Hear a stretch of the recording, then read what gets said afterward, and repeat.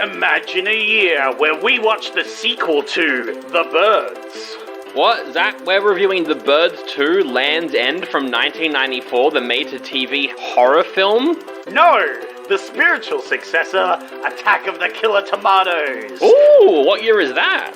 The year is 1978. Ah!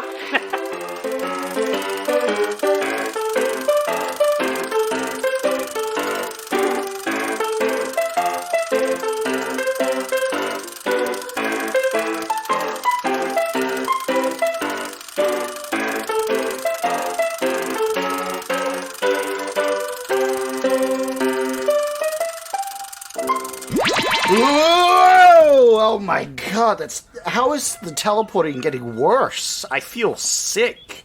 Oh, well, at least it's nice out here. It's like a nice, breezy, sunny day. There's a clear sky above. Oh my god, what the fuck was that? I'm in some sort of garden. I think I hear like a mole or something crawling around in the garden. Except it sounds like a gremlin from Gremlins. Oh my god! Oh! Oh my god! Something red just flew past my ear. What was that? The mole was covered in red paint, I think?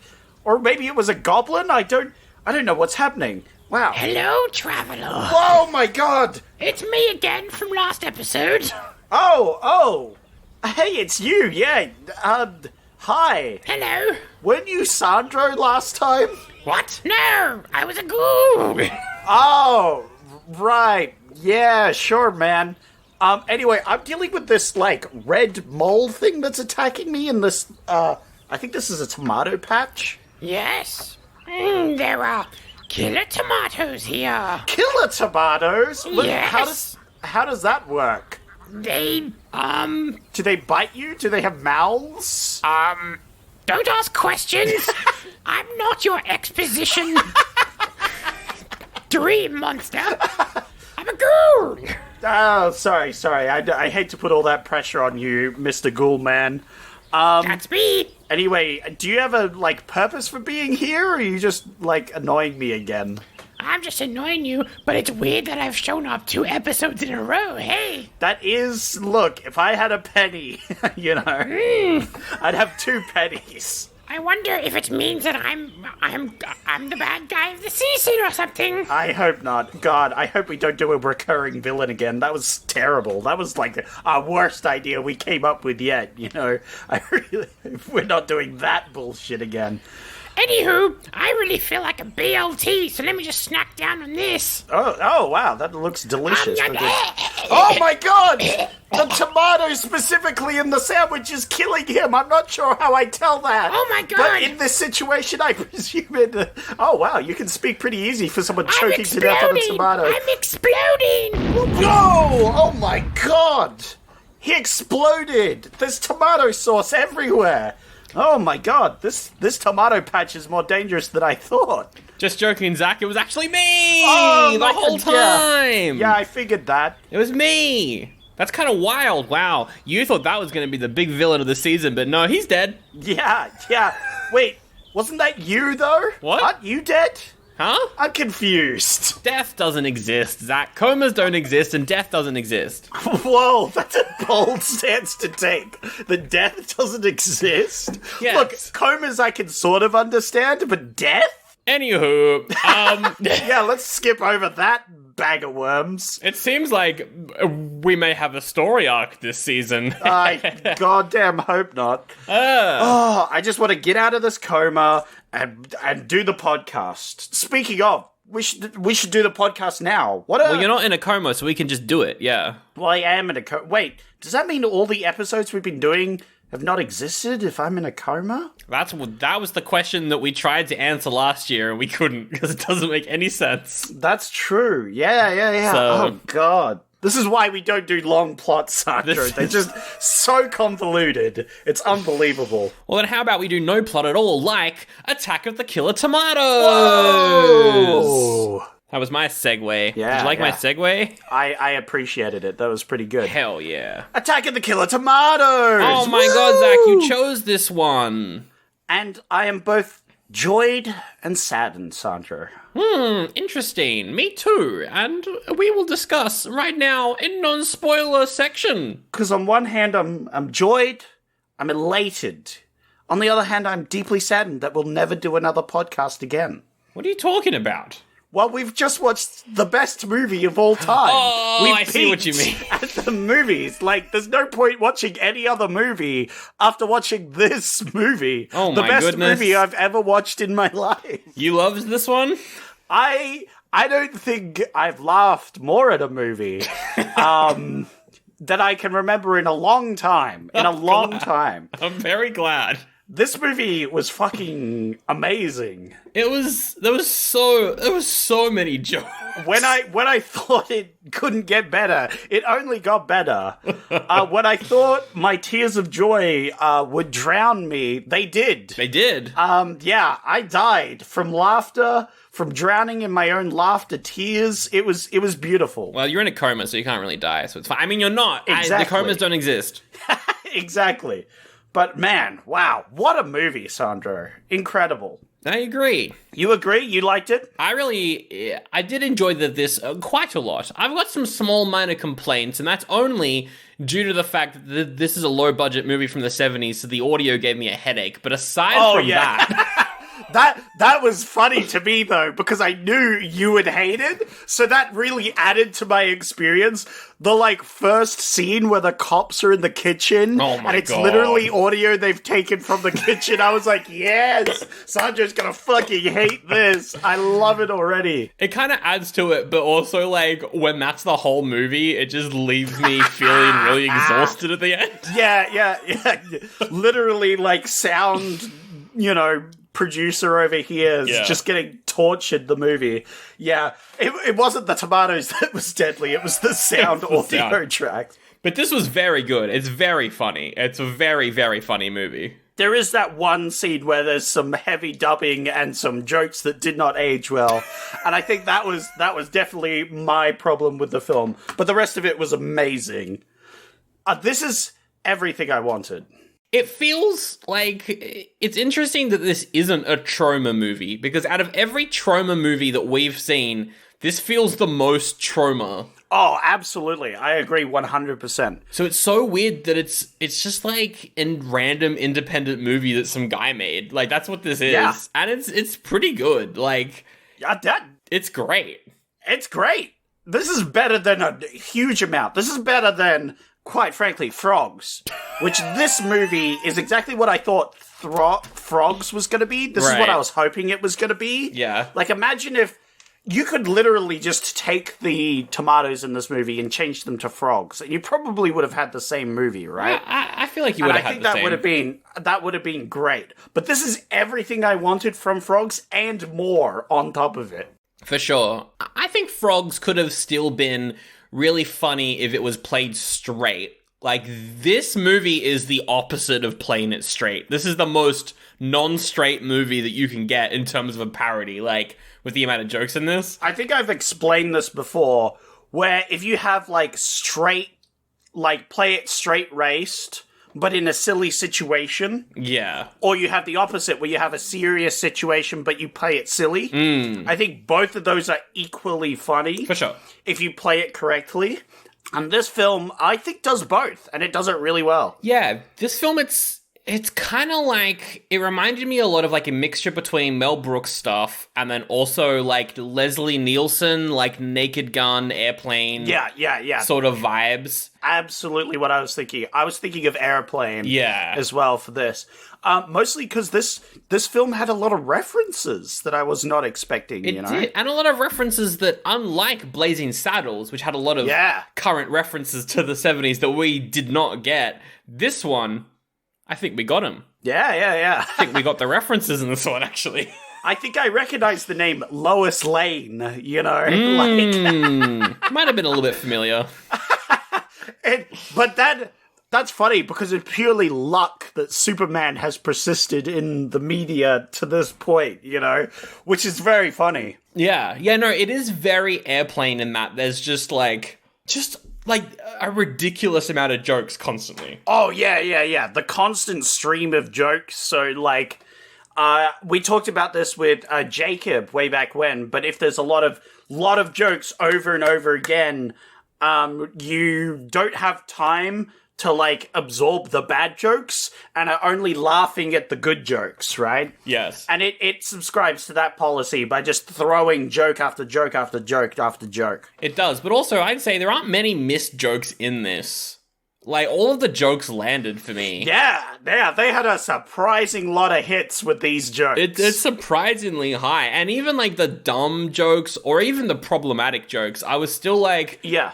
oh, the idea is funny, the execution is bad. You know what I mean? Yeah. Like, it's still pretty good. I can only think of one, like, that problematic jokes sort of, continuation. I think that was the only bad one that hasn't aged well at all in any way, shape, or form.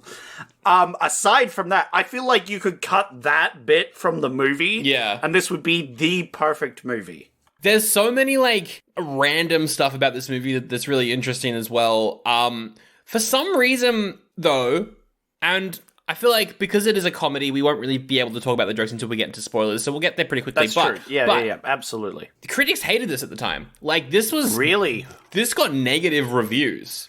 Wow. Which is so weird to me. That's funny. It really goes to show sometimes, like, what can happen where it's just like, oh yeah, sure, the quality, the, like, budget of this movie really holds it back, but, like, they play into that pretty hard. Yeah, I feel like that's the point a little bit, you know? Yeah. Like, they embrace it fully, and it's kind of wonderful in that way. And it just feels good. It feels more timeless than a lot of movies we've seen. Yeah. In a long time. Because it's as funny as the comedy movies we've done so far in the 70s. Oh, absolutely. Like, it's on par with them. So it's so weird that people did not like it. But it's got a cult following now, which is good. Oh, absolutely. It just goes to show that the critics are always wrong. They are always wrong. And the Rotten Tomatoes is always right. What? Those audience scores. Yeah. That's right. Rotten Tomatoes really should get around this movie as their main... This should be on the front page every time you open them. This should be on the front page of every website I open for the rest of my life. Exactly. I agree with that. I don't know what websites you're visiting, but this should be on the front page. All of them. Every website in existence. I want this somewhere on the front page. Like an advertisement you could never get rid of. I want it there. I'm trying to think of other stuff that we can say. Yeah, the tomatoes are pretty funny. The budget in this is so low that, like, the money pretty much all the money is just spent for, like, crowd shots, I feel like. Yeah, well... I think that's the most expensive part of the movie. There's a few practical effects, mostly on the tomatoes, that would have taken some time. It wouldn't have been terribly expensive, but it would have been time-consuming. That guy has a parachute. I know parachutes are expensive. Parachute, that's true. I feel like they spent their money well in this movie, There is a helicopter in the movie, too, that could take a little bit of money. Oh, yeah, absolutely. I feel like there was a lot of borrowed things from Friends, as well. Well, maybe. And also borrowed things from real life, because the helicopter, you know how it crashes because of a kamikaze tomato?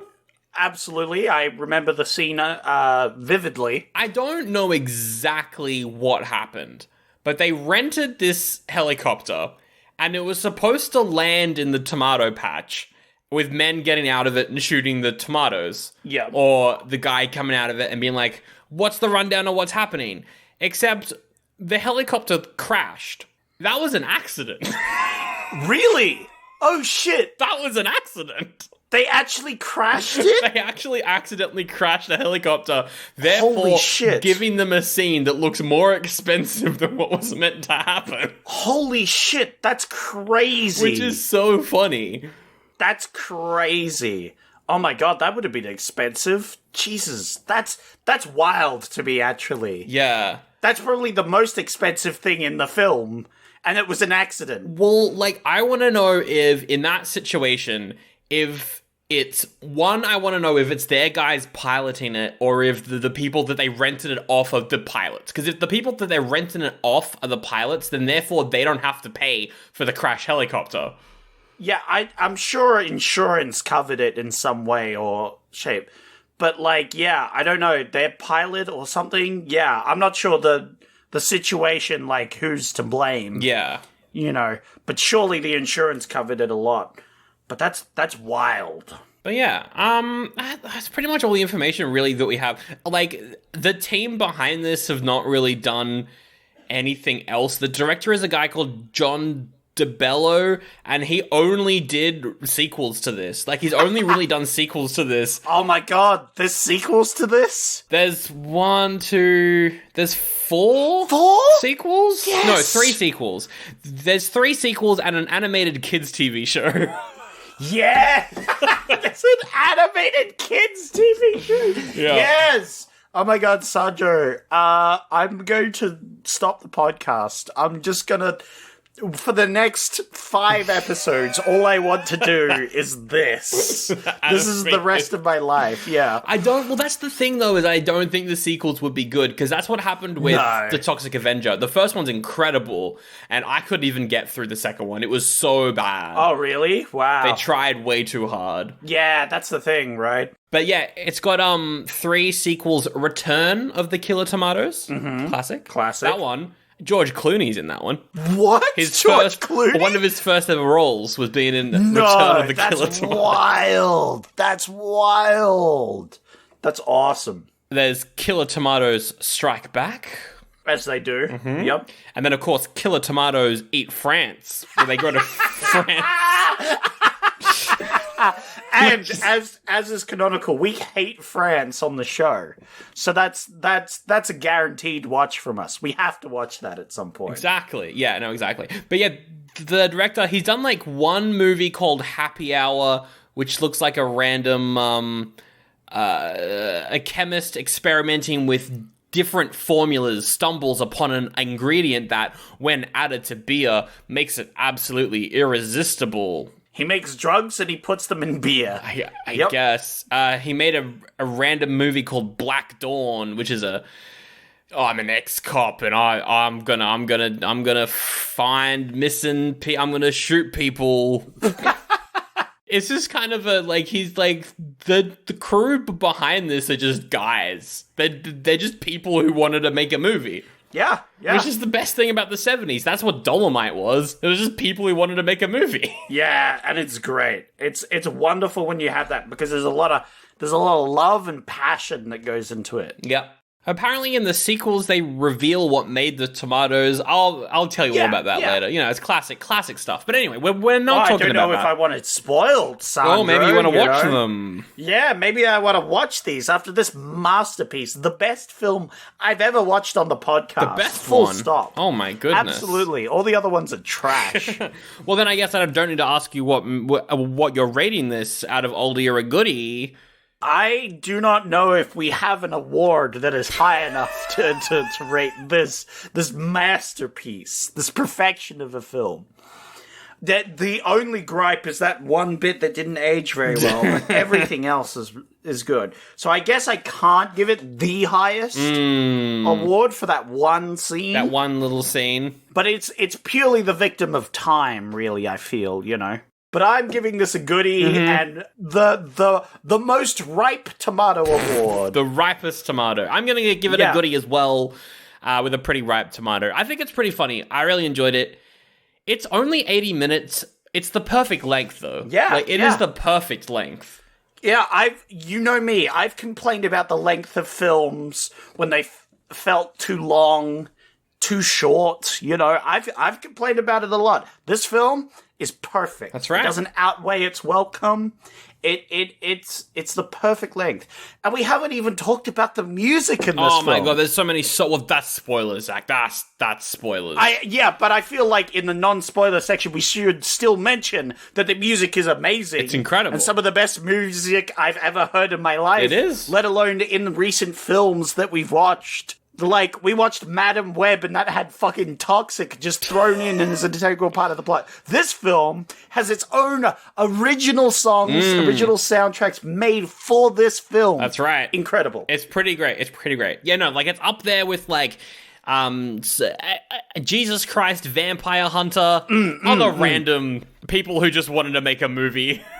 Movies. Oh, absolutely. Absolutely. And here's the thing, right? Like, any category you could name to rate a film, this excels at, I feel. You know, comedy? Yeah. Boom. Excellent comedy. In the bag. Yep. Music?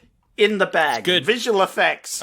As good as you're gonna get. They're incredible. Horror? Pretty good. Horror. Acting? The action. So many Americans shooting their guns. Oh! Okay, but unironically, the action was surprisingly good. I was not expecting a lot of action. There was a lot of explosions. That one scene where they're cutting from like on the ground military shaky cam to like a bunch of toys. Incredible. Yeah. Top notch action. I kind of amazing. No spoilers, no spoilers. But kind of fucking amazing. It's pretty not incredible. gonna lie. I was not expecting it. That was the bit. That's right. I mean, Godzilla -1, it won the Oscar for Best Visual Effects, but even that movie does not beat Attack of the Killer Tomatoes. That's such a bold claim. I totally agree 100% though, obviously. I haven't seen it yet. I want to watch it. But the visuals, not going to beat this movie. Yeah, oh, absolutely. So, 2 goodies for Attack of the Killer Tomatoes. Two golden tomato Golden awards tomatoes. for this. Yellow tomatoes, even. Mixed bag of tomatoes. Mixed bag. Not your regular cherry little tomatoes. No, these are big. These are the big ones. Boy, fat, juicy, homegrown in your garden tomatoes, which is ironic because my roommate is growing tomatoes right now. Oh my goodness, you better kill him. Yeah, oh, I will. They're going to attack you. Absolutely. No, not only that, but he's doing like homegrown hydroponics where he's got like UV lights and like he's like got a plastic container that he's drilled holes in to like do these sort of things. These tomato plants are fucking enormous. They're some of the biggest I've ever seen. He's like we're all like, holy shit, these are growing really fast. This isn't a bit for the podcast, Sanjo. He is growing massive plants. This isn't a bit. Oh my goodness. This isn't a bit. They have doubled in size over the last like 2 months. They are massive. Like we've all got, holy shit, these are growing insanely well. Well, you know what I reckon? I reckon there's probably something else inside those tomatoes because it sounds like allegedly he's growing weed as well. No, we smoked all of that already. Oh, right, of course. So, taglines for the movie. Yeah, taglines. Oh my god, I'm excited. All right, Thumb up or thumb down. These have to be amazing taglines because these are for the best movie of all time. You've never seen a film like it. It's true. It's true. Full facts. Thumbs up. Going into the film, I wouldn't have been sure. But after this film, double thumbs up. Absolutely. You've never seen anything like it. It's the same one, but they swapped out a word. Okay, look, I've been pretty positive about this film, but you can't just have the same tagline twice. You fucking baboons. Thumbs down. A new musical comedy horror show. Yes, thumbs up, true, absolute facts. New as in new to cinema because your eyes have never been blessed so well before. Exactly. And the final tagline, my favorite tagline. It's just the tagline, it's just someone screaming. Yeah. Surely that's just like a part of the poster, surely, not a tagline. It's on the poster, but it's also put in IMDb as a tagline. So that's I'm so gonna count funny. it. I'm going to give that a double thumbs up. Definitely. And say that these taglines sucked ass. They were terrible.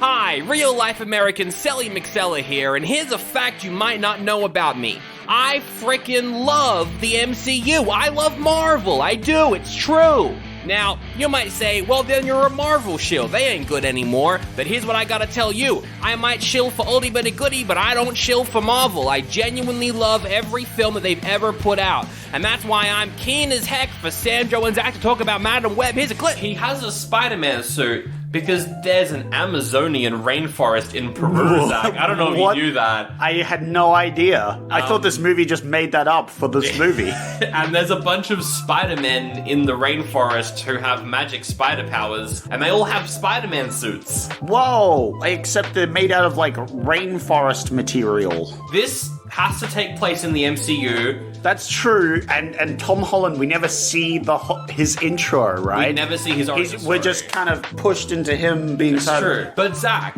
Spider-Man's suit that Peter Parker makes, it's a very kind of thrown together hoodie, pants sort of thing, but it's very much not a Spider-Man suit. Who makes that Spider-Man suit? Tony Stark makes the Spider-Man suit. He does. But apparently he didn't, because he just stole it off the Spider people who were already having Spider-Man suits. I appear to have fucked up a little bit. It turns out that Madam Web's not an MCU movie. It's a Sony movie, and therefore I don't have to shill for it. I mean, therefore, I don't love this one. It's bad, actually. But you know what's good? Sandro and Zach talking about it at patreon.com/oldie but a goodie pod. You can also get early episodes of the main show without any ads, so you don't have to hear this promo ever again. If you go there, link in the episode description, and get that bonus episode of Madam Web right now.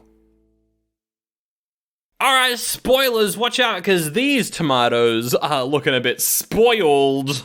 Oh, more than spoiled, I would say. Spoiling you, maybe. That's right. You know what? I went to Coles today, Zach. Oh, okay, do tell. I went to Coles today. How's Coles? I don't even want to get into the fucking Whoa. supermarket Whoa. drama in Australia right now. Whoa! It's a whole thing that our American listeners do not have time for. Whoa! Even I didn't have time for, apparently. It's a long one. Everyone's getting sued over price fixing, essentially, is what's going on in Australia. Oh, yeah, that bit. Yeah. The cost of living is bad. It's bad, but I went into patreon.com/Ollie but a goodie pod. Give us money. Anyway. So we can afford to buy tomatoes. Which is so ironic because the other day I bought tomatoes. Sorry to get sidetracked from your story, but I actually bought a singular tomato the other day. Just one? Because I didn't want to buy more because they were too fucking expensive. They were like $6.90 a kilo. Oh my like, God. What the fuck? I'm not going to buy more tomatoes. And I was like thinking, oh, my roommate's growing tomatoes. How is my life rotating around tomatoes right now when we watch this? This is crazy. So many tomatoes. We weren't even meant to record this episode today. We were meant to record it 2 days later. It's wild. It's crazy because just I happens wanted to line tomatoes up. for a BLT. Oh my god, my and there's God. BLTs in the movie. Except I put ham instead of bacon because the ham was cheap that day, so I bought discounted ham. But yeah, it's a HLT. It's crazy. HLT sounds like a character that a character dresses up as in this movie. It's a little bit of a HLT. Anyway, It's true. A joke which I'm totally okay with. I'm fine with that joke. I went to Coles and I was like, I want to buy myself some mushrooms, not tomatoes. Oh, okay. I'm respectable. I like me some mushies. And Coles was like, you can have mushrooms, but here's the deal. Ooh. All our mushrooms are gonna go off tomorrow. Oh. And you can have them for cheap. Yeah, I love that. And usually I'm like, sounds good, because then you get the choice between the cheap, shitty mushrooms or the new one. You can spend a little bit more for it, have them last longer. There weren't any new ones, Zach. It was all going off? I didn't have a bloody choice. What? I don't know why I'm telling the story. It's not important. I will support a tomato uprising to take down Coles, Woolies, IGA, Foodworks, Yes. the rest. Foodworks is fine, aren't they? And they're a bit expensive. They've always been expensive. Yeah, so is IGA. It's the same sort of thing. Fuck them, I say. Fuck them. All right, let's get into the movie. It opens with an opening crawl, very similar to Texas Chainsaw Massacre, Yes, absolutely. where it's like, this movie's freaking scary, watch out. You know what I mean? Hey, look, I like it. I like it a bit of warnings, but That's good. I like it more for what comes next after this little bit. This is spoilers, by the way, spoilers. Spoilers. So if you haven't seen this film, go watch it. I demand you to go watch this film because it's a short film. It's not too long. It won't take much of your time. And it is beautiful in so many ways. If you're a fan of this show, the podcast, and just films in general, you will enjoy.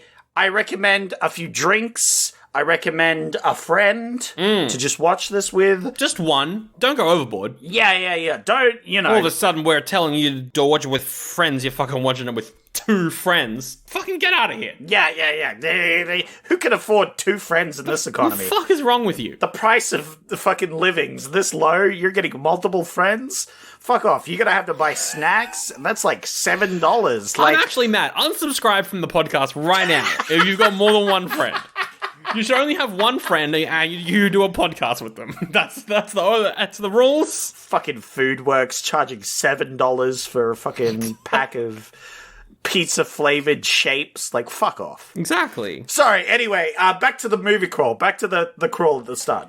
It says, in 1963, Alfred Hitchcock's The Birds was released. Whoa! What? A reference to the birds? The I was not Birds. expecting that at the start of this film. I was laughing my ass off as that came on. I was just, it was so unexpected out of nowhere. It was wild. Audiences laughed at the notion of birds killing humans. However, when an actual attack happened in 1975, nobody laughed. Nobody laughed. We should review The Birds at some point, because it is bad and also great. It's such a weird movie. I love that it said, like, they're not laughing now. You know, as I was laughing my ass off, and throughout this film, I was laughing so much. This was great. I was not expecting this to be the spiritual successor to The Birds. But yeah, now I have to watch The Birds, just to get the context of this film specifically, you know? I think I saw The Birds on TV when I was too young, so I thought it was serious. Well, you are a movie reviewer. You're It's a true. professional movie reviewer, so you don't understand what fun is a lot of the time. That's right. You're still getting over that. You're getting in a transition period where you're getting over the fact that you're a movie reviewer and you don't understand fun or nuance or just enjoyment in general. You know, but you're getting there. You're getting there. Yeah, but yeah, I do want to watch it again because I found it kind of boring as a kid. And I want to watch it again being like, is this actually scary or is this funny? I don't know. I remember we talked about you as a kid. You were cold-hearted as well. You were like stone cold killer. Like you didn't care about shit. That's right. If I watched this as a kid, you know what I would have done? I would have said, that's not likely. Oh. But nowadays I'm like, that's pretty funny actually. You would have been like, that's not likely. I hate the audio in this film. And nowadays you're like, this is pretty funny. This is pretty funny I actually. hate the audio in this film. Yeah. Anyway, it opens and there is a woman. My God. And in the sink is a tomato. No. And the tomato goes, I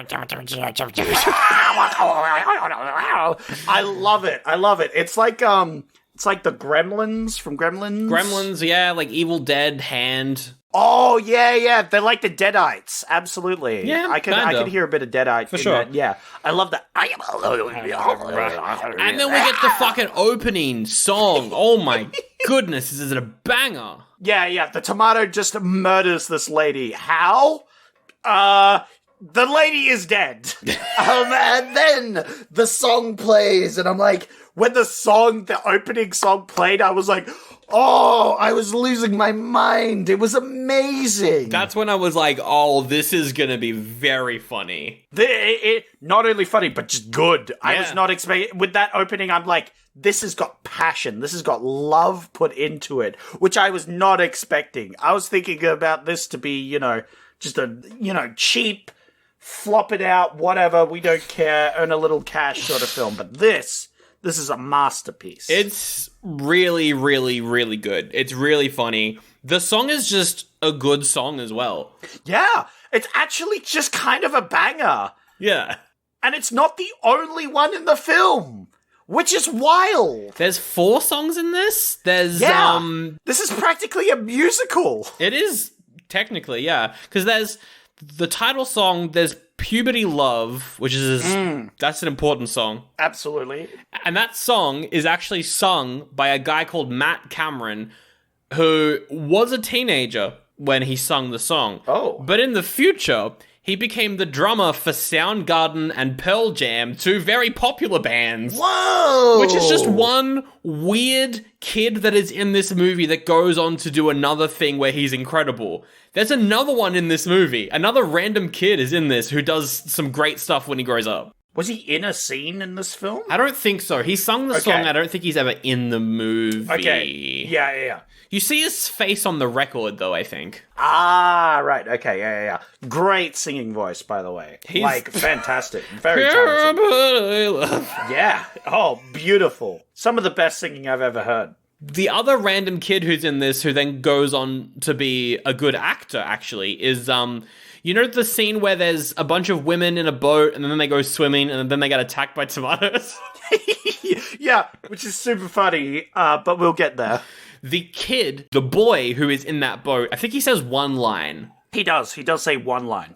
That is the first screen appearance of Dana Ashbrook, who went on to play the dickhead in Twin Peaks, the best TV show. And then he's in season 3 from a couple years ago where he plays the redeemed dickhead. Whoa! That's mildly interesting! Whoa! It's a mildly interesting... And considering that only 3 of the cast members of this movie have Wikipedia pages, it's a pretty good... It's a pretty big... Yeah, well, good job. Good on him. Pretty big deal. Nice. So yeah, anyway. That's funny. This movie is kind of like a scattershot of random jokes and scenes.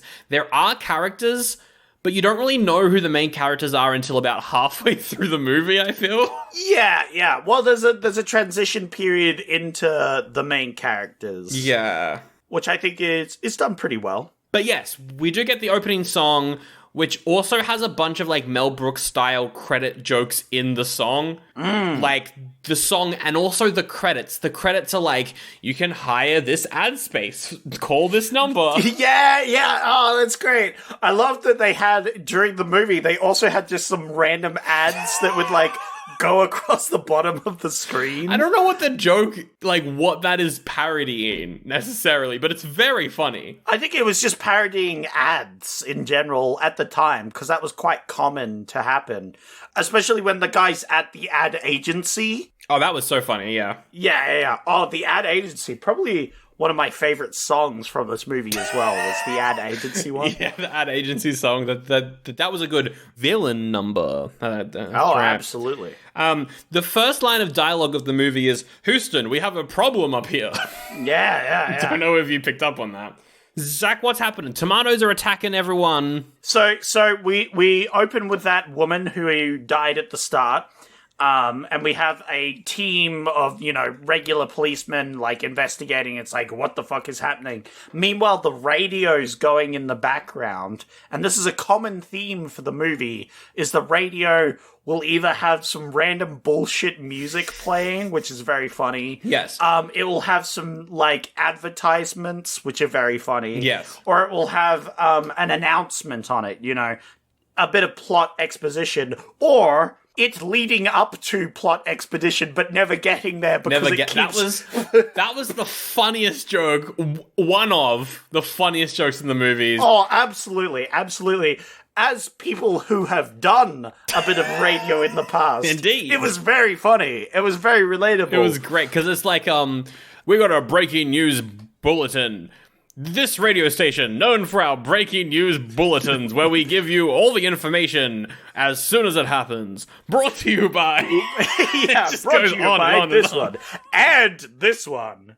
Now, getting back to the important news bulletin, which this radio station is known for, it just went forever. So good. Literally, the main character was sitting there for like a minute and then just left before the bulletin even played, which was amazing. I thought they were going to make him wait for it, but no, he just leaves before it even happens. You know what this reminds me of? It reminds me of, like, the guy who made RoboCop and Starship Troopers. It reminds me of, like, how all his movies are basically... I'd buy that for $1. Yeah, like, all his movies are parodies of American movies that then became popular American movies. Yeah. This feels like it's a direct parody of what America makes it feels like a joke on not only American movies, but also America in general. Absolutely. It's really interesting like that. It has a good feel because it's not afraid to make fun of America at the time. Maybe that's why it didn't do very well.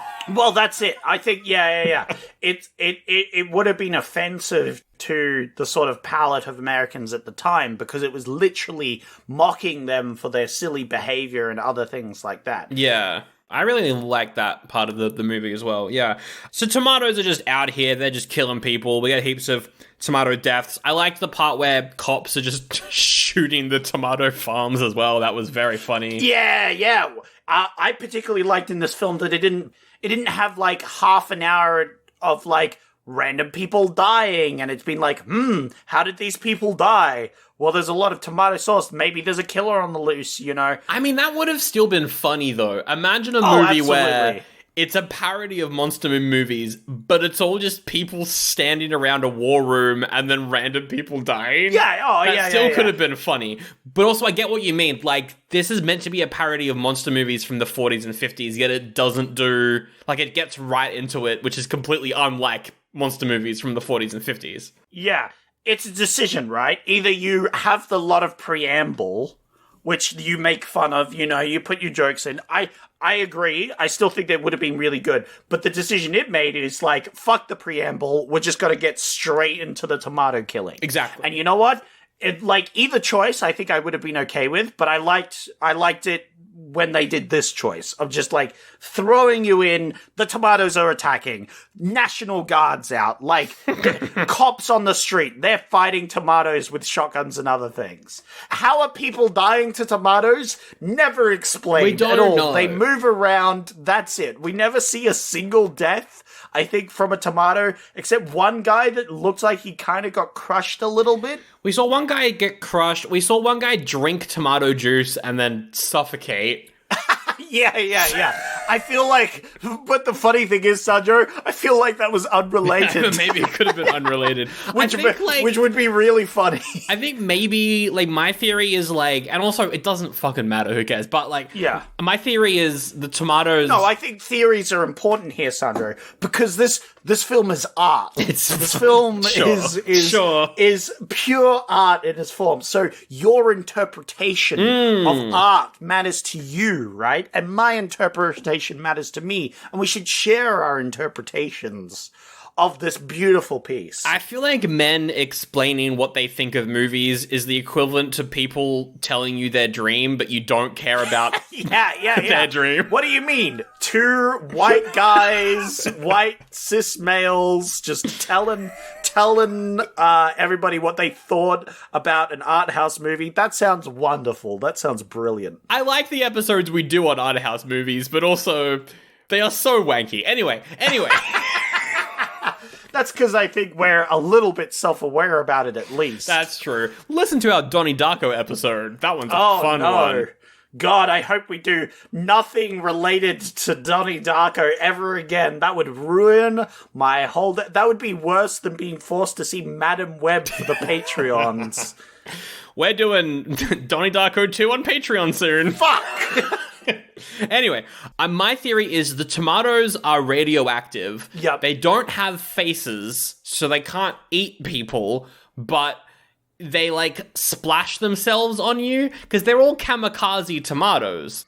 That's true. We have seen a lot of kamikaze tomatoes happening. Yeah. There's that car that gets splattered. There's the chopper that we talked about. So my theory is they splat on you, and then the radioactiveness from their natural juices seeps into you, and then you die that way. That's my theory. That's good. I think it's more like a bludgeoning death. Especially for the big ones. I think that's their main method. Maybe for the smaller ones, I think definitely there might be some radioactive going around. Yeah. But I think it's more like they jump into your throat and they choke you to death. Ooh, I like that. Still a kamikaze death.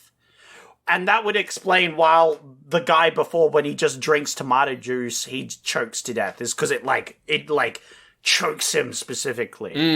But I also think it's funnier if he just choked to death on tomato juice randomly and it was unrelated. Yeah. I do also like the joke, we see them once, is this old couple who just watch someone get murdered to death by a tomato, and they're like... That was like the second scene in the movie, too. Yeah, It was so early on. But it's so realistic, because if I was an old person and I watched someone get murdered by a tomato, I'd be like, well, sucks for him. Yeah, exactly. Like, because what are they going to do about it? They're old, they're doddery, they're dying. Like, they don't give a shit. One, they don't give a shit. And two, even if they did, they couldn't do anything about it because they're old. Exactly. It's a great scene, and I loved it. The president is like, I gotta send out my men. So we're introduced to two main characters who are pretty important. We got the president's press secretary. Yep. He's a tall white man. Yep. Then we got Mason Dixon. He's a short white man. Yeah. And he's a member of the FIA. Not the FBI or the CIA, it's the FIA. Yes, because they don't want to get their best men involved. Because they don't want to make it seem like a big deal. Yes. They want to minimize how it looks because they don't want the public to panic.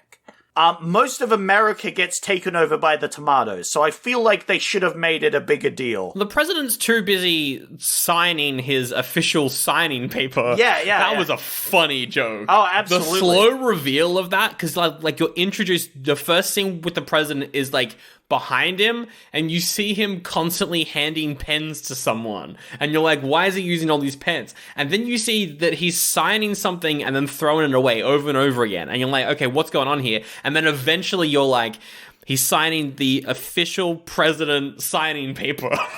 Yeah, the signing paper. It's very important. Which was such a good joke. I liked that he was more concerned about his, re-election Yes. than, the tomatoes, which is very realistic. It's a classic joke. Anyway, Mason Dixon, he gets a crack team of people together.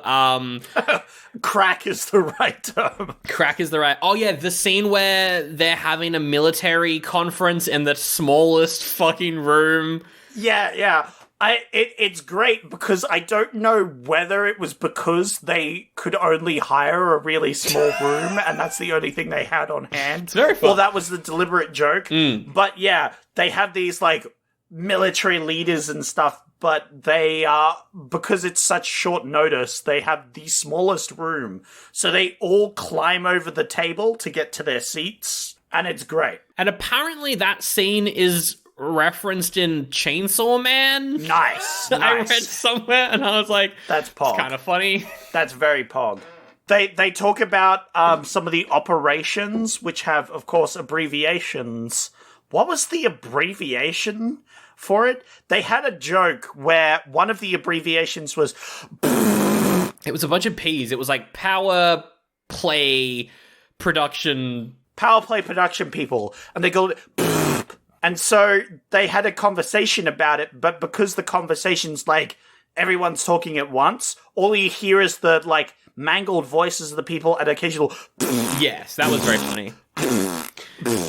We also have a random Asian doctor man, Japanese doctor man. Oh, boy. The joke where he gets up and is immediately dubbed over by a white guy. That was funny. That was funny. I laughed. Yeah. That was very funny. The scene itself is this. Yep. Well, Mr. Doctor, you better get it right, because this is about man versus vegetable. And then he's like, technically, tomatoes are... He says the word... which is slang for an old-fashioned slang for a bundle of logs. Yes. Or an old-fashioned name for a pack of cigarettes. Yes, but then the other guy corrects him and it's like, fruits. He means fruits.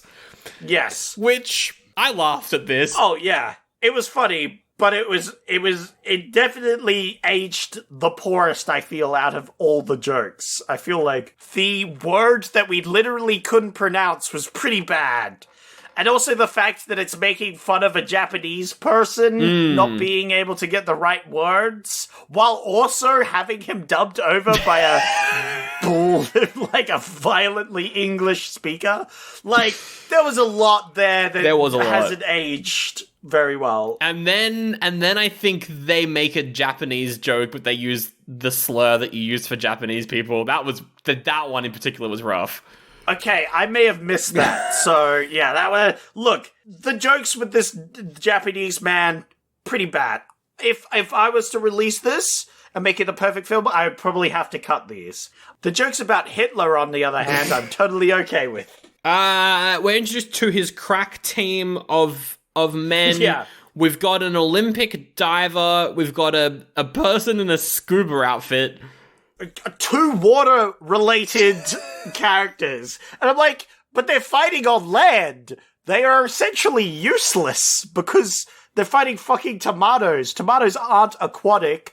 I say, as the next scene after that is in the water. And I was laughing so hard when they cut to the people on a boat. I was like, fuck off. That was so funny. Fucking way. That was genuinely really, really well done. I was thinking in my head, I was like, that's 2 people that are involved in the water. What the fuck are they doing? And then we cut to a direct parody from Jaws. It's the only scene where tomatoes are in water, but it's just a random scene of tomatoes in water. It's very funny. But yeah, they have this Olympic female swimmer. She's great. She dies pretty early on. She has 2 scenes, which is amazing. She dies really early. Although she does eat, she eats steroids cereal. Yeah, she literally just eats steroids out of a bowl because she's an Olympic athlete, which was very funny. The scuba guy he's just left on the side of the road. We don't ever know what happens to him. Yeah. He's like in less than 2 scenes. He's in like 2.5 scenes where he's left at the side of the road, and that's it for that character. Yeah. We never see him again. Very funny. We've got a man who's great at disguises. Ah, yes, he's quite important. He's very important. And then we also have a parachute-wearing soldier boy. Who is the only effective character. Full stop. Pretty much. But he doesn't come in yet. He comes in a little later because we got to meet him at the coordinates that they give us. That's right. The scene where we meet him, the plot of this movie's all over the place, so like we'll be jumping around. Oh, it's fine. absolutely. The scene where we meet him. If you feel like we're jumping around, it's because that's what the movie does. the movie is shot like a trauma movie. If you've ever seen a trauma movie before, you know that plot doesn't matter. Who cares? Absolutely. Secondary to the jokes. So the scene where we're introduced to the action man, as I call him, Action man! we see the disguise guy dressed up as Hitler. Yep. And the parachute guy comes down from the sky. He lands. He's like, it's me. Oh my God. He lands on top of the car. On top of the car. It's a whole scene of him untangling himself. It takes forever. It's great. He sees the disguised man, and he's like, oh my God, it's Adolf Hitler, and he goes to kill him. With a sword, I think, as well. With a sword, yeah. The joke here that I thought would have been great is he has a Confederate flag on his outfit, right? Yep. So what my partner and I were thinking the joke was going to be, that they never do. The joke ends when the guy in charge is like, that's our disguise expert or whatever. The joke ends there. What I thought the joke was going to be, because he had a Confederate flag on his outfit, was the disguise expert would be like, no, I'm not Hitler, I'll take off the mustache or whatever, and he's and he reveals he's a black man. and then he still kills him. Oh my God. I was like, that's kind of a funny joke. That would be a joke they would make in modern times. I feel like that would be like a very like modern joke. Yeah. It doesn't go quite that deep into the Confederacy. Yeah, he's just got it. Yeah, it doesn't go into the sort of race jokes. I think it avoids that, which is funny. I say that knowing that the Japanese man was the worst joke. Like, yeah. But the Japanese one is almost a joke on like American dubs of like Godzilla and stuff. Oh yeah. It's a parody of dubbing. Yeah, for sure. Which I mean, we saw in all of the Police Academy movies. That's a classic joke that continues throughout the absolutely throughout the 80s. So yeah. What happens after that? After that, we're introduced to a reporter called Lois. As soon as she came on screen, I went, she looks like Lois Lane. And I think the Superman movies come out at this point. Yeah. Oh, Sandro, do they? Because I was like, is this on purpose? Is she meant to look like Lois? And then there's a random scene because she's told to get information from Mason Dixon, and there's a random scene where she's talking to him, and some random guy walks past and is like, "Hey, Lois," and she's like, "Hey, Clark," and then he takes his glasses off and winks at the camera. Yeah. No, not only that, but then we continue the scene with Lois, Yes. right? And the scene continues on, and then you hear in the background, up, and away! Which is And great. you see one of the characters to the side, like, looking up as he watches, clearly, Superman go flying off. Very funny. Was not expecting a Superman reference in Attack of the Killer Tomatoes. It's so because, and this makes it even funnier, because I was like, is the Superman movie out at this point? I know that Superman's a popular character. He had like TV shows at this point, but I was like, is Superman like in movies yet? No, he wasn't. Superman, the movie, came out in 1978, the same year. Whoa! We mentioned it last week. It came out in the same year, but Zach, Killer Tomatoes came out in October of 1978. Superman, the movie, came out in December. No, this predates the Superman movie. That's unbelievably wild. This predates the Superman movie, so it's a reference. It's a reference to the TV show, I guess, at the time. But the person they cast as Lois... Or comics. Or comic books, sure. But the person that they cast as Lois looks just like Margot Kidder from the movie. So I'm like... That's unbelievably wild that joke has aged so well. Right? The fact that joke, not only has it aged well nowadays, because, superheroes are so popular. Yeah. And it's, a big thing. But, not only has it aged well now, but it has aged well within the year it was produced. It's crazy. That's fucking wild. It's so funny. That's fucking wild that even happened. That's fucking crazy. I've got a random quote here. I think it's the president talking to someone. He's like, "It's like trying to stack Bibles on top of whipped cream." Yeah, yep. There's just lines like that throughout the film. Absolutely. I believe you. So the disguise expert is ordered to dress up as a tomato and infiltrate the tomatoes. We'll just may as well talk about this whole scene right now. Well, here's the thing, right? Here's the thing. That's like an offhand remark from his leader, because he's like, I don't know what to do with this fucking guy. Because they had that scene earlier where he's pretending to be Hitler. Why? Who the fuck knows? He just likes disguises. He just enjoys it. Yeah, but the funny thing is, he's disguised as Hitler, but he doesn't speak German. Oh yeah, he's like Wiener Schnitzel. Yeah, when the other guy who wanted to kill him speaks like fluent German. Yes. Which is very, very funny. But then, of course, so the commander guy's like, oh, I don't know, how about you go fucking disguise as a tomato and infiltrate them, why don't you? And so he does. So he goes and does that. And we get a scene where he's infiltrated the tomatoes, he's speaking their language, we get the subtitles for their language. It's very funny. I don't even know if he's speaking their language. I think he's just nodding along. Maybe he's just nodding along, yeah. Because remember, he doesn't speak fluent German. That's true. So I'm pretty sure he, doesn't understand what they're fucking... No, he does understand what they're saying, because he hears that he's going to be fed a leg. And he's like, oh, fuck. Yeah.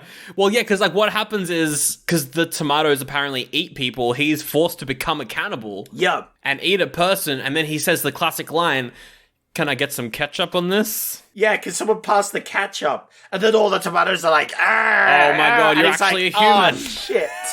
He's like, shit, I shouldn't have mentioned that. Oh my god. Sandro, what? Sorry, I have to interrupt. Oh, another story. Okay, here we go. Because my life is apparently run by the tomato Illuminati. Your big tomato. Big tomato. Well, there are some big tomatoes, Sandro. I don't know if you know. Another roommate, not the one that's growing tomatoes currently. Right. He puts ketchup on everything. Yeah. He made a sandwich the other day that was just 2 slices of bread and ketchup. Kind of rank. Yeah, look, that's bad. But the other day he made a ham sandwich and he put tomato sauce in it. And I was like, what the fuck? That's gross. I would never do that. For real? And then he said, oh, yeah, it's just like a pizza. And then I went, oh. I mean, oh, wait. I guess. My argument's invalid. He just destroyed me in one fell swoop. That's technically Correct, actually. So just putting tomato sauce in all of your fucking sandwiches, I guess okay. And I was distraught as a human being. Yeah. And that's another tomato-related thing that's happened in my life. What the fuck is going on? That tomato-related thing as something kind of adjacent as to people being like, it's just like pizza. My partner, when we're making pizza, gets tomato pizza sauce on a spoon and then puts mozzarella on top of it, just eats it. That sounds pretty great. That sounds like something I would do. It's actually pretty great. Yeah, So, yeah. You know what's wild? Okay, this sounds like more of a confession more than anything, right? Okay, this is gonna ruin me financially. This is gonna split the audience. Here we go. Get ready, YouTube comments. So regularly, I have made Irish stew. Mm-hmm. Irish stew, which involves putting a bit of Guinness, Yes. a bit of wine, Yes. and a bit of stew. The other day I made some homemade stock. I was pretty proud of it. It was pretty bland, unfortunately, compared to the store-bought stock. Yeah, I just get mine from Wall Street. Oh, absolutely. Shut the fuck up. So, look, I was pretty proud of myself for making that stock. But one of the main ingredients is tomato paste. And it only says to put in a little bit, although in the side brackets it says you can put it in a bit more. So I put the whole thing in. Oh, yeah, okay. But that leaves the little container, right? Oh, no. And I have leftover wine. Ew. No. Hear me out. So I've taken a big spoonful of tomato paste before. Yeah, of course, we all have. It's pretty delish. Absolutely, we all have. What you probably haven't done is been like, we're out of cups. But I have this container that had tomato paste in it before. There's a little bit of paste in it. Oh, well, it's in the stew anyway, so I poured the wine into the tomato paste cup. Yeah, that's what I was expecting. And then drank wine with the tomato paste cup. The problem is you're gonna say it tasted good, right? It was fucking delicious. Yeah, fuck. Because look, you can't really taste the tomato paste anymore. There's just a little hint of it, in your little wine, I'm like, you know what? This blended pretty well. And it cleared out the rest of the excess tomato paste. I was like, It's true, yeah. it didn't waste any cups, And you know what? It's not bad. I recommend all the viewers out there, when you've used tomato paste, Just put wine in your... red wine, not white wine. Red wine. Don't be a Neanderthal. I put some port in there. That'd be nice. You know what? I'd allow port. I think port would be actually pretty good. I think tomato and the sweetness, I think that would go pretty well. Next time I'll try that. All right, back to the movie. Mind Maker. The guy... Can you tell this is a late recording? Press secretary... We haven't done one of these in a while. Press secretary goes to Mind Maker to get some ads to relieve the tension of the American public. Oh, absolutely. Yeah. Oh, and the advertisement guy is my favorite guy in the film, I think. He's pretty great. If this was a higher budget movie, he would be played by Mel Brooks. He's got the energy. Oh, absolutely. He's always like, I got all these ideas. You don't need Mel Brooks. This guy, I think, is the best actor in the film. guy's He just pretty good. brings the energy. I was not expecting it. He gets a song. He gets an advertising song, and it's great. Yeah. It's so funny. Honestly, this guy, does he have an IMDb page? No. That's the thing, right? I feel like he doesn't. But he is actually kind of amazing in his role. He is pretty good. I was thoroughly impressed by this guy. I was like, damn, this guy's really good. I have no idea what his name Not is. just acting, but singing. Yeah. No, again, this guy is an enigma. You don't know him. But yeah. The character's name is Ted Swan. He's played by Al Saklar. Best known for he's in one episode of Mission Impossible. That's it. Wow. He's in one That's episode it? of Mission Impossible. He did Attack of the Killer Tomatoes.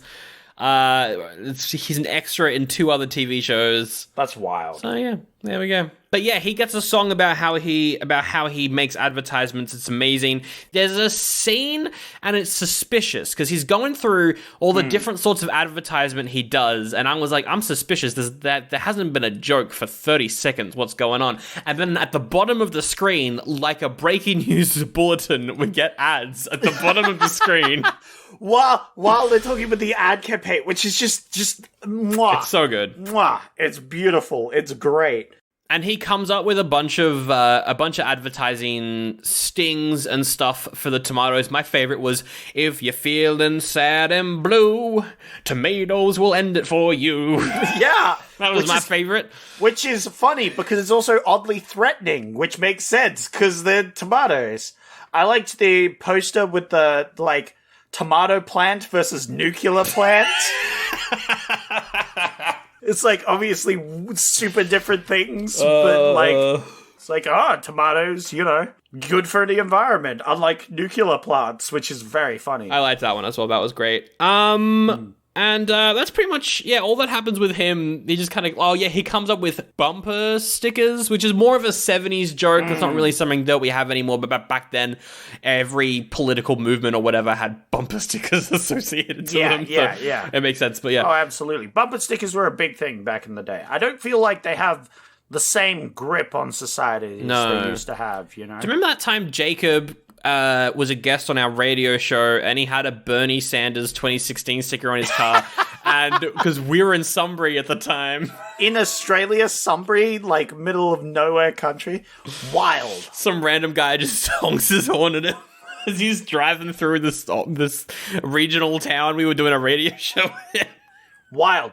You know what? It's funny. The other day, I saw a fucking Trump, not bumper sticker, but number plate. Oh my goodness. Number plate on a very expensive car with just a dude in his 30s. And I was like, that is a guy who has not worked many days for the money that he has. There's a random scene in this movie where we get a kid, a boy and his dog. A boy and his dog spot the dog, and Spot the dog spies a tomato near a tree. So Spot the dog goes off to investigate the tomato and talks. Yeah, he's like, let me go and investigate that. And that's the joke. The scene ends there. Well, I mean, in a world where Superman exists, Superdog exists, obviously. I guess it's Spot the dog crypto or whatever's going on here. Yeah, or just another random dog that could talk and is just dead now because they got eaten by a tomato. Exactly. Fucking wild. Great joke. Very funny. Mason Dixon is getting chased in his car by a tomato, and then Puberty Love plays on the radio, and instantly I was like, this song is what's going to save them. Oh, okay, you picked up on that. I picked it up instantly, and I felt like a fucking genius later in the evening. Yeah. Absolutely. Maybe I wasn't paying so much attention to the integrity of the plot so much. Maybe I should have really picked up on these clues, because it is really a big brain film. It is very smart. It puts in the clues. It does. For the final finale. I was more concentrated on what the fuck is this fucking song, because it was fucking awful. You know me. I want to hear the whole thing. I want to hear the whole song. You know me. I'm a big fan of child actors. Well, I'm even less a fan of child singing. Fucking hell. This is worse than fucking Justin Bieber. It was wild. It was pretty bad. Same level of puberty, though, I think. For sure. I liked the scene where a mysterious assassin, is trying to kill Mason Dixon. Yeah, that was pretty wild. Do we ever find out who was the assassin? Yeah, that was the president's secretary. I don't think it was the same guy, though. It could have been a different guy, right? No, I think it's the same guy. It's Jim Richardson. I know they go back to his house at the end, right? He gets kidnapped by him and taken to his house. But it could have been just some random guy that he hired, right? No, that was the same guy because they both had a luchador mask on.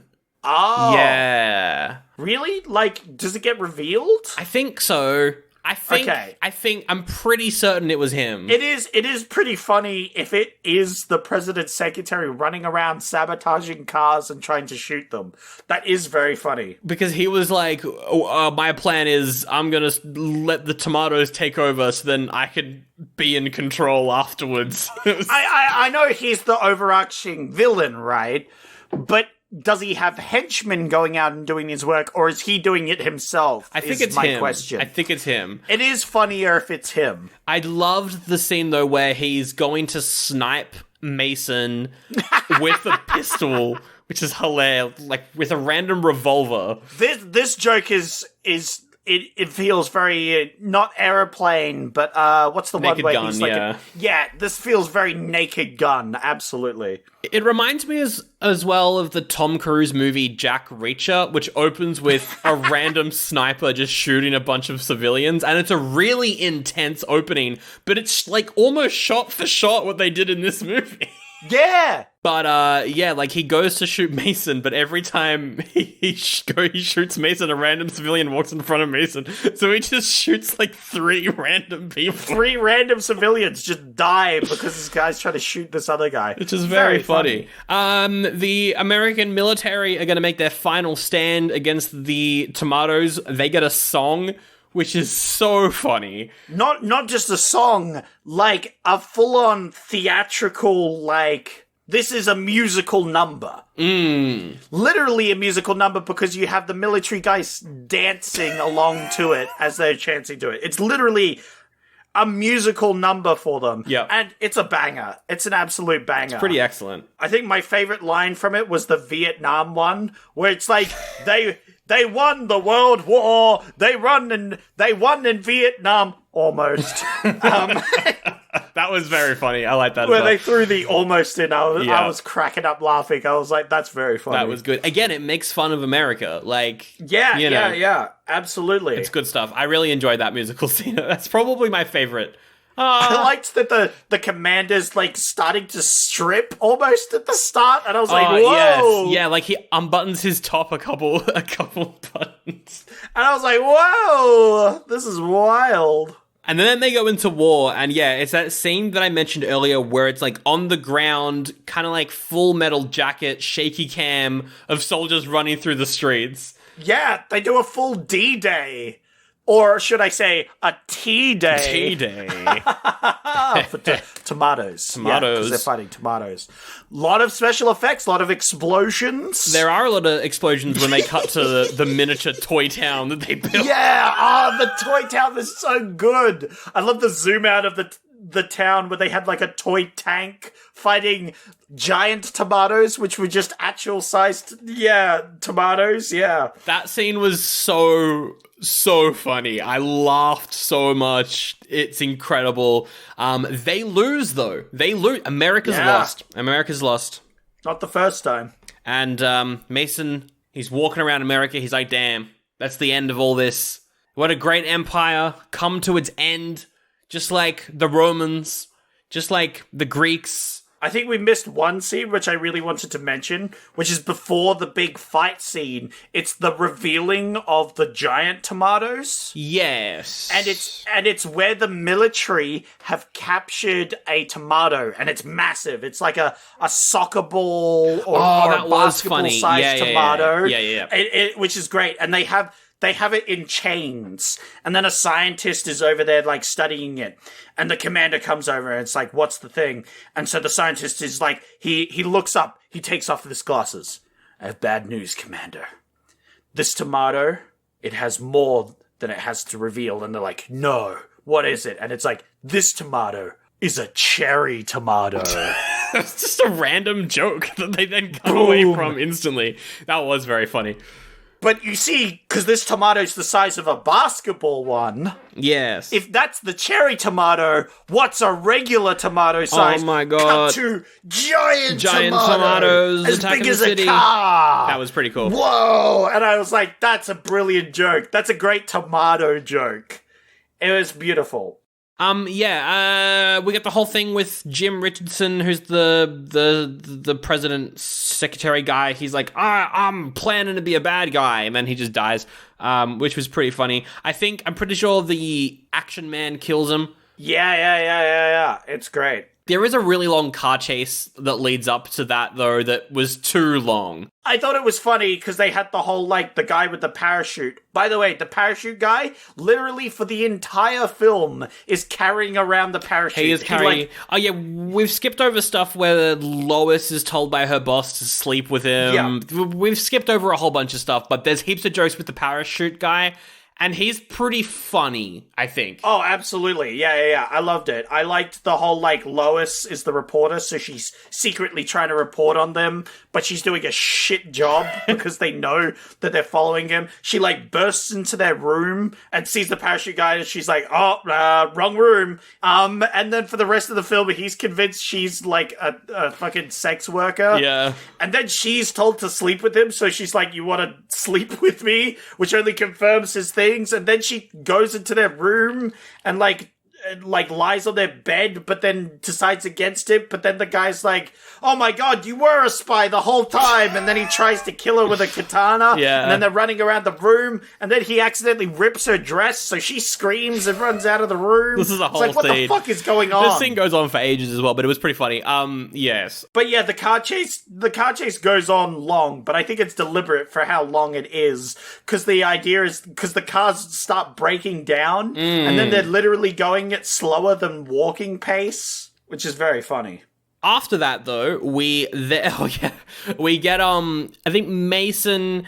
He's chased by a tomato. He runs into someone's house, and in the house, the song is playing, and then he figures it out. He's like, the song is repelling these tomatoes, so he's like, we'll get everyone. Because a tomato kills itself after hearing the song. It Exactly. jumps out the window. And so he's like, we need to get everyone into the closest sports stadium where we'll blast the song and kill all of the tomatoes in the area. Yes. During... I think it's implying that the song is so fucking bad that the tomatoes just would rather kill themselves than listen to it. Well, they turn into regular-sized tomatoes when they hear it. Yeah, so it clearly has some anti-evil tomato aspects to it. Exactly, yeah.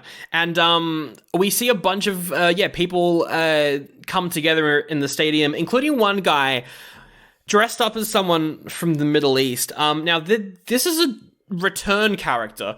Earlier in the movie, there's a random scene where I think it's like a news presenter or someone's like, just the word tomato will cause mayhem in the city. Everyone's scared. And we get a scene. Yeah.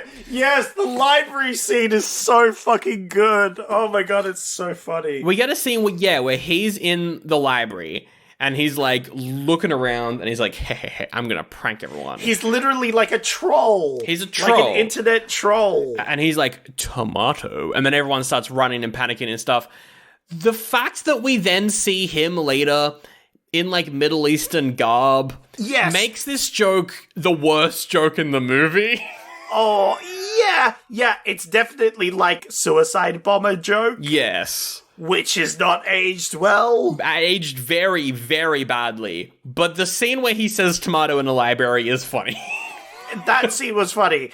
Giving him the context of that, pretty bad. We also see a random old lady who was credited in the opening credits as Miss Potato Famine 1922.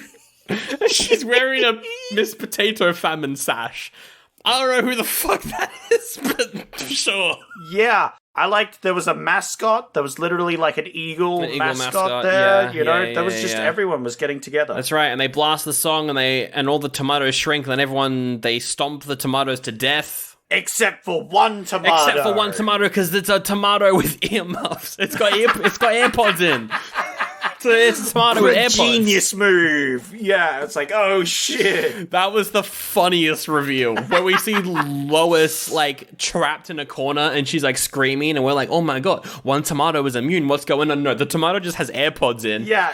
And then Mason Dixon shows up and is like, oh my god, you've beaten me. Well, joke's on you, kid. I've got the sheet music for puberty love.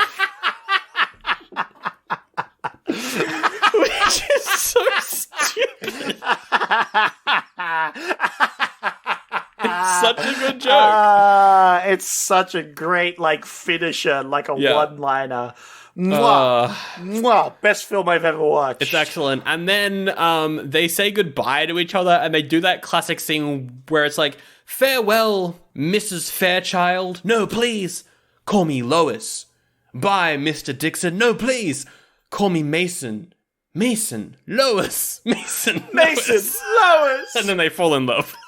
What's great is one of them says the wrong name at one point, and so the other one says the wrong name. Oh, it's beautiful. Which was great. What a beautiful romantic ending that ends on a lovely dubbed over beautiful song. Yeah, they sing opera to each other, which is a joke in the Mel Brooks movie Robin Hood Men in Tights. Robin Hood serenades Maid Marian by singing her opera, just like in this movie. Yeah. And I'm like, did Mel Brooks steal the joke from this? I'm going to say yes, absolutely. The answer is yes, and it's not an homage, it's just flat stealing. It's just flat. He just stole the no joke. No one could come up with the idea that randomly singing opera is very funny. Yes. I think that's an original joke from this film that has been stolen. The fact that they also then like swap parts that they're singing, so she's singing the low part, he's singing the high part. Yeah, very funny. yeah. Consistently very good. Beautiful. And then the carrots rise up. Oh yeah, and then at the it's like the end credit scene in a Marvel movie. You know, we've finished the movie, and then what's this? Oh my god! It's the vegetable patch, and what's this? The carrot rises up, and then in like a chipmunk high pitched voice, they go, "Ha ha ha! They're gone!" Ba ba ba. Oh my god! I don't think the carrots ever come back. Honestly, no. Pretty funny. But it's a funny ending. It's good. It's good. Hello! Welcome to 100 Horrors, a comedy podcast that seeks to rank the best 100 horror films of all time, as dictated to us by a poster that one of us owns. Every week, we bicker over another film in an attempt to give it an overall scare factor and secure its place in the 100 Horrors list. With features such as...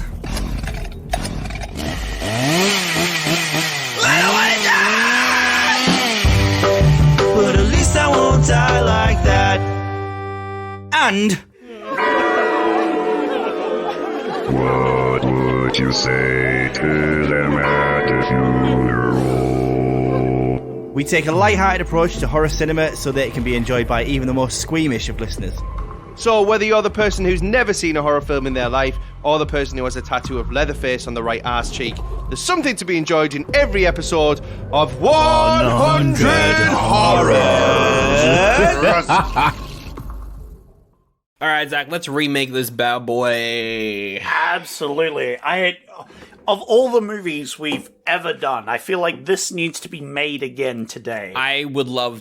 They'd fuck it up, but I want to see it. Yeah, no. Not that this film needs a remake, because it's obviously perfect the way it is, including the very problematic racism, but more the fact that people nowadays need to know about this film. Yes. Because if they remake this film, people will go see it and then be like, oh, what's the original? And more people will see this. Definitely. So I feel like this definitely needs a remake. And look, they could definitely make it a lot worse. It's pretty much only down from here. Mm-hmm. But there is slight racism, so maybe we just remove the slight racism, and then it's the perfect film. For sure. You know? There was already a remake in the works. In 2008, two guys who make the YouTube channel Ask a Ninja Okay. were going to make a remake. I'm not familiar with their work at all. Neither. But I think they were YouTubers or something. They made, like podcasts and stuff. Ew, cringe. Yeah, who would do that? But that was the only potential remake outside of the 3 sequels and the animated kids TV show from the 90s. Yeah, absolutely. Well, here's the thing. It's like this movie is like the Mawadib to bring it to June, right? The Bene Gesserit, they were seeding the generations. They were seeding the bloodlines, right? Yes. To make the perfect prophet, to make a thing. But they didn't quite get that, right? They got something unexpected because one of them didn't follow orders, right? They got the Mawadib, who was a little too early and a little, he couldn't be controlled like they want him. I feel like this is the movie that we got. Attack of the Killer Tomatoes is the Mawadib. And we could make the perfect one. Yes. The even better one. For sure. Okay, then. Well, here we go. Remaking. First things first, who's directing it? Because we need to get that style straight out of the gate. This is a tricky one, because who could direct perfection? Tommy Wiseau, director of The Room. Oh, that's a bold start. That's bold. Look, very funny. Yes, thank you. I like it a lot. Thank you. I don't think that guy could make a film if He did. He made a new movie. he did. Was it good? It's called Big Shark. I haven't seen it. I wanna see it. It's called Big Shark. It's a big shark movie. Therefore, I think he could easily make Big Tomato. This is a joke, by the way. Yeah, no, I hate to criticize, but I think that guy's an idiot. So, you know. We could do Greg Sestero, who's from The Room. I've met him. He's the actor from The Room, who is actually making his own horror movies. He made one called Miracle Valley, which I saw. Okay. He came to Melbourne and he like introduced that movie, the first ever Australian screening of it, and it was pretty good. It was pretty good, honestly. So I think he could definitely direct it. He's a pretty good director. Like, he honestly is. Yeah. I'm going to hit you with a wild one, which is a bit left field, but I feel like it could work. It's an animated director, and I've brought them up before. You do like to bring up your animated directors. You look, they made some good movies. Spider-Man, Into the Multiverse. Heard of that one? Yeah. Bob Persichetti. Co-directed Into the Spider-Verse. Yep. Is a producer on heaps of stuff. He's an animated guy. I don't know, Zach. I don't know. Yeah. Look, he's done really good stuff. I'm a big fan. He's done two of my favorite movies of the last couple of years. Yeah, for sure. Puss in Boots: Last Wish and Spider-Man Into the Multiverse. I'm just saying. Okay, what if we keep that Spider-Man connection and go for Phil Lord and Chris Miller, who wrote Spider-Man Into the Spider-Verse and the sequel, but they also directed the 21 Jump Street and Lego movies. That, you know what? That's better than what I was going to say, which is Peter Ramsey, who did Monsters vs. Aliens, which I just thought that was, which I thought was just very fun. And Rise of the Guardians, but I just thought it's pretty funny because Monsters vs. Aliens isn't that good. But it was just funny. No, but I like your idea better. Because that's good, because we know they can do that live action as well. But I feel like, you know, a bit of that, like, cartoony vibe would go well with the tomatoes, at least, you know? I agree, yeah. Yeah, no, I agree. So I think for the cast, we've got to get in people who are funny. I also want to get a lot of deep cuts in this one. Deep cuts? Oh. A lot of actors that we don't know. Again, that guy from The Room, that actor from The Room, I want him in here as the bad guy, the president's secretary. I wouldn't mind that. I feel like that would work well. I feel like that would be cool. Like, directing is very important. Like, because even if you have a bad actor, if it's directed well, shot well, written well, like, you could play around that as the sort of joke, right? That's true. If you have a bad director, it's literally anything you try to do will be bad. Yeah, for sure. So I think that's a fine idea. I think he just kind of looks like the guy as well, you know? He just kind of looks like him. So yeah. That's pretty good. What are some other characters in this? We got Mason, the, I guess, main character, kinda. Yeah. He's got, like, sideburns. He's a bit of a shorter guy. Yeah. Head of the FIA. I can't really think of anyone. Look, shorter guy, you're saying? Yeah, I can't really think of... short stature? Can't think of anyone in particular. Maybe like a balding head, almost? Yeah, I guess. Yeah. Look, I hate to say it, Sandro. Sandro. We bring him up all the time, Sandro. Yeah, who? I can't think of anyone. Like, starts with a D? Starts with a D. David... No. I'm going to have to veto that option. David Vito McKeto. Danny DeVito. Danny DeVito! Pretty good, but also pretty old. Yeah, I was also thinking we should definitely try and see if we can bring back some of the old cast as cameos. I think that's a good idea, definitely. Like Costa Dillon, the main character in this movie, the Attack of the Killer Tomatoes, or Sharon Taylor, who played the Lois. Lois, yeah, that would be good. We can even bring in the guy who sung Puberty Love, and then also that random kid who went on to be in Twin Peaks. Absolutely. I feel like we should get, just in general, I'm throwing that idea out there that we should get them back, because I think that would be really good. Okay, I have an idea, and I don't know if it's a good idea, because it would change the dynamic of the movie completely.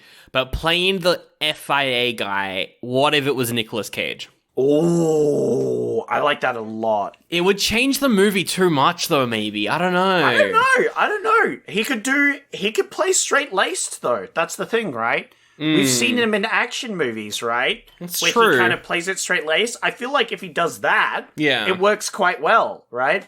And then only when he's, like, fighting tomatoes does he actually go, "Whoa," like, when the tomatoes appear around the corner, Yeah. and then are, like, away, that's when he goes, like, wide-eyed, like, wah!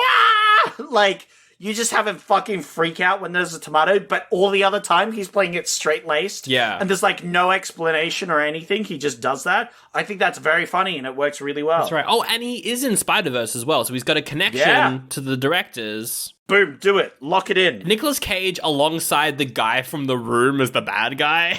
That's very Absolutely. funny. That sounds amazing and perfect for this sort of movie. All right. We need someone for Lois. Who would be a good Lois? Who's played Lois? Lois from Smallville can play Lois. That's very funny if that happens, because that would be very ironic. I just wanted to mention Al Skyler. Al Skyler. Oh yes, for Ted. For the ad guy. Yes, the ad guy, because I think he would be really good. Unfortunately, he is not with us anymore. R.I.P. Yes, I did see that. But I really wish that was my number one thing, that he could have been in this film. No, definitely. I mean, we could put Mel Brooks in that role. Mel Brooks, He's 97, but he's still making stuff. God, Mel Brooks, what a fucking legend. For sure. That'd be sick. Yeah, I reckon we do it. Mel Brooks as Ted Swan. Yeah, I'm down. Let's do it. So do we have a Lois from Smallville as Lois? Honestly, what do you think of her as an actor? She's probably my favorite Lois. Is that Erica Durance? Erica Durance, yes. Yeah. I'm down for it. Let's do it. And the only one left is Action Man, whose name is Wilbur Finletter. My go-to pick, and again, it's a wild pick, was Kyle Mooney from SNL. He is in a great TV show called Saturday Morning All-Star Hits, which is like a parody of like ABC3 style of like old TV shows. It's very funny. This is the guy with the parachute, right? Yeah, Parachute Man. Yeah, parachute. I like looking at him, I could absolutely see it. You can see that? Okay, cool. I can see him with a katana running at people and it being very funny. So I'm absolutely down. I think this is a good pick. Is there any other action people that you would think would be good, though? I think there's a lot of actors that I'd want, but I wouldn't want them as main roles. I'd want them as cameos. Yeah. I would like, instead of a random lady getting killed at the start, I want The Rock. I want The Rock in an apron. You want to do a Scream. You want to be like the big draw for the movie. Drew Barrymore is the first kill. That's what you want. I like this. This is smart. Yeah. I want The Rock in an apron doing the dishes and murdered, and he goes, ah! Or maybe John Cena. I feel like John Cena is definitely more willing to do that because he's done the sort of silly roles. But something like that, just as an opener, maybe you could bring them back at the end as like a haha, they lived. And it's like, what? That doesn't make any fucking sense. What if we had like a crack squad of like John Cena? Well, because he dances in the opening sequence of Peacemaker as well. So he could, could do the song. Yeah. Ooh. He could be the Soldier Man doing the song. Ooh. And I'm thinking like John Cena, Channing Tatum, Tom Hopper, and one other buff dude. Yeah. Are all the soldiers and they all do a song. Yeah! Oh, that singing number. You're right. They would be brilliant for that singing number. Oh, that'd be funny. That'd be great. Although I am thinking about John Cena as Action Man. He would also be really good. He would be very funny. He's just very good. He is. I love John Cena. He's great. But I like him in the military dancing musical number. I think he could lead for sure. I think that's a really funny idea. Anyway, there's our remake of Attack of the Killer Tomatoes.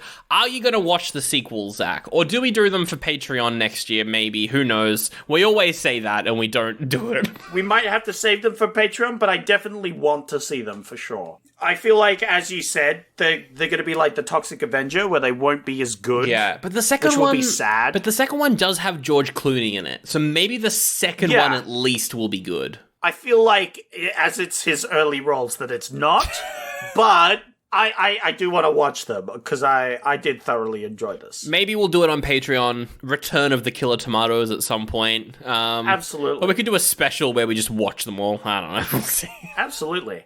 I feel like we've gathered a lot of films where we'd want to watch them all, and a big film extravaganza. And we've got quite a few too many on Patreon at the moment to really to really put them all in there. But hell yeah, sounds good. Speaking of Patreon, though, that is the end of the episode. Thank you so much for listening. And if you like the show and you want us to stay alive, much like capitalism in America, go to patreon.com/oldiebutygoodiepod and you can grab, Zach, the latest bonus episode, which is on the one, the only, Madam Web. Yeah! Capitalism at its finest. Our patrons were like, go see Madam Web and review it. And we were like, okay. Bet. And we did. And I personally, when my eyeballs were not in my hands, have seen that movie. But we do have another bonus episode coming out in April. It is on the Donnie Darko sequel, S. Darko, which I'm looking forward to doing that one. Looking forward to doing that. I am not. It looks fucking awful. I can't wait to talk about it with you. And then I think after that, we're doing the final Jason movie, Jason Goes to Hell, The Final Friday, which is kind of the ending of the series, but there's 2 more after it. And then the K-drama Volume 3 kicks off, so yeah, make sure that I'm looking forward to the K-drama. Make sure that you head up there, you subscribe. There's so many other episodes up there as well. Like, you can subscribe for a month and get fucking 70 episodes if you want. Who cares? Just subscribe for 1 month and get them all. I don't care. Download them all. Doesn't matter. Bargain. It's a freaking gosh darn bargain, mate. It's only $3.50 US, so go check that out. Patreon link in the episode description, as well as our bloody Facebook, our bloody Instagram. You can bloody check us out on your mum if you want. Whoa. I was not expecting that. I didn't know what to say. That's some late night joke right there. That's Your right. mum jokes are coming out. That's scheduled for us to finish this fucking podcast if we're making your mum jokes. It's just past 11 p.m. and we gotta bloody end this. We gotta bloody end this right now. With me picking next week's episode, which is Zach, we're heading off to the year 1979. 1979. The end of the 70s. It's our final 70s movie. Yeah, we're finishing the 70s, heading into the 80s. That's right. What are you thinking of finishing off the 70s with? We got some pretty big hitters in 1979. This is a massive year. I mean, last time it was as well. I feel like the next, 20 plus years, including 5 years ago, this 25-year period, we just have lots of really good movies. This was the golden age of movies, as it were. That's right, and we're going to ignore most of them and just do trash, so... Yeah! Like Alien! We're gonna ignore that shit. Fuck off, Alien. You cinematic masterpiece. One of my favorite movies of all time, but, again, it's one of my favorite movies of all time. I know it's good. Kind of boring. Don't want to pick it. Yep. I haven't seen Apocalypse Now, but I get the feeling that it's not going to be a very good podcast episode, so I will watch that, but maybe not for the podcast. Monty Python's Life of Brian. Fuck off. I've seen it. Fuck you. All right. We're not doing anything good. Fuck you. Mad Max. Oh, Mad Max? Hell yeah. That's debatable whether it is good. I liked it. The first Mad Max is interesting. Yes. Not but probably the worst? I don't know. I liked it better than other vehicle-related post-apocalypse movies that we've watched. That's true. Too similar to Damnation Alley, not going to pick it. There is The Jerk, which is a Steve Martin comedy thing. What'd you call me? I called you the bloody jerk. It looks pretty fun. There's also a Bill Murray comedy called Meatballs no. Do we like Bill Murray anymore? I don't know. He was edited out of the new Ghostbusters trailer because he's a dickhead. So who knows? Whoa, Bill, you silly boy.